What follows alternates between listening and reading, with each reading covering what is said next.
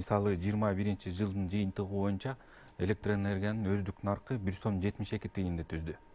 Ал эми ошо керектөөчүлөрдөн түшкөн орточо эсеп менен 1 киловатт сааттын кирешеси 1 сом 39 тыйынды түздү. Ошентип айырмасы 33 тыйын, то есть дефицит 33 тыйынды түздү да. Ал эми ошонун жанагы 1 сом 39 тыйын дедим, орточо киреше. Ошонун ичинен калк керектөөчүлөрдөн туура 1 сом түштү да, 21 жылдын жыйынтыгы боюнча. Ал эми 22 жылы электр энергиянын өздүк наркы 2 сом 38 тыйынды түздү.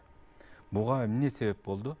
Биздин жанагы суу астыгына ошо менен байланыштуу болуп, биз электр энергияны баягы керектөөчүлөрдү электрсиз калтырбаш үчүн, өчүрүүлөр болбош үчүн аны кошумча импорттадык.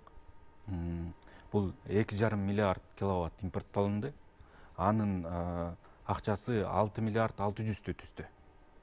Андан тышкары Бишкек ТЭЦибизде кошумча өндүрүү жүргүзүлдү.